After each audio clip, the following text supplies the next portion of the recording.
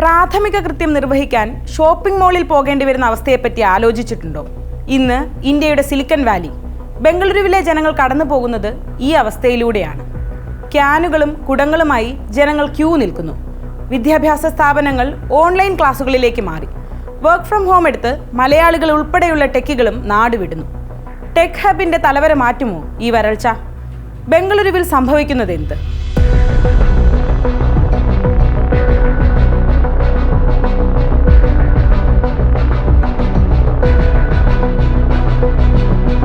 കർണാടക മുഖ്യമന്ത്രി സിദ്ധരാമയ്യയും ഉപമുഖ്യമന്ത്രി ഡി.കെ. ശിവകുമാറും മറ്റ് മന്ത്രിമാരും അടിയന്തര യോഗങ്ങൾ വിളിക്കുന്നു. സാഹചര്യങ്ങൾ വിലയിരുത്തുന്നു. വാർ റൂം തുറക്കുന്നു.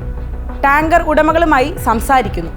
ജലവിതരണത്തിനായി 556 കോടി രൂപ സർക്കാർ അടിയന്തരമായി അനുവദിക്കുന്നു. ലോകത്തെ ഏറ്റവും തിരക്കേറിയ നഗരങ്ങളിലൊന്നായ നമ്മ ബംഗളൂരുവിൽ കാര്യങ്ങൾ അത്ര കൂളല്ല. ദിവസങ്ങൾക്ക് മുൻപ് റെഡിറ്റിൽ ഒരു പോസ്റ്റ് ചർച്ചയായി. പ്രസ്റ്റീജ് ഫാൽക്കൺ സിറ്റി ഫ്ലാറ്റിൽ താമസിക്കുന്നയാൾ സ്വന്തം അനുഭവം പറഞ്ഞതാണ്. പകൽ സമയത്ത് വെള്ളമില്ല. രാത്രി വെള്ളം വന്നാൽ തന്നെ ചെളിവെള്ളമാകും. റെസിഡൻസ് അസോസിയേഷൻ ഫ്ലാറ്റിലെ താമസക്കാർക്ക് നിർദ്ദേശം നൽകിയിരിക്കുന്നു. വെറ്റ് വൈപ്സും ഡിസ്പോസിബിൾ പാത്രങ്ങളും സ്പൂണുകളുമെല്ലാം ഉപയോഗിക്കണമെന്ന്.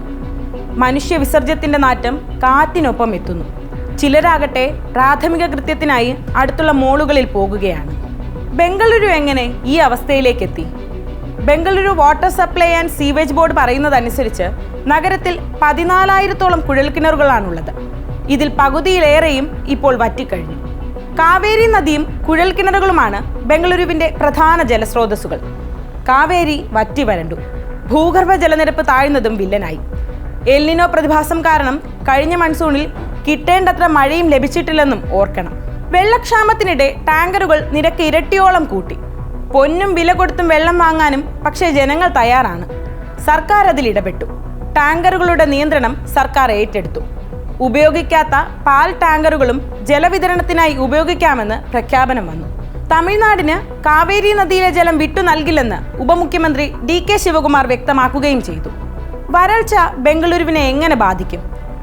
ഐഫോൺ നിർമ്മിക്കുന്ന ഫോക്സ്കോൺ ഫാക്ടറിയും ചിപ്പ് നിർമ്മാണ രംഗത്തെ അതികായൻ AMD അതിൻ്റെ ഏറ്റവും വലിയ ഡിസൈൻ സെന്ററും തുടങ്ങിയതും ബംഗളൂരുവിലാണ്.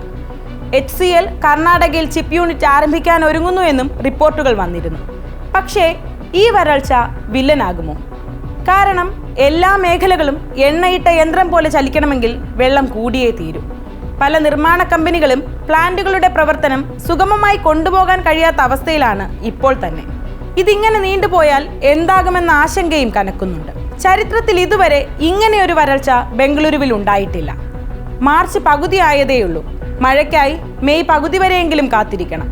അതിനു മുൻപ് ഒരു ശാശ്വത പരിഹാരം ഉണ്ടാകില്ലേ എന്ന ആശങ്കയിലാണ് ജനങ്ങൾ.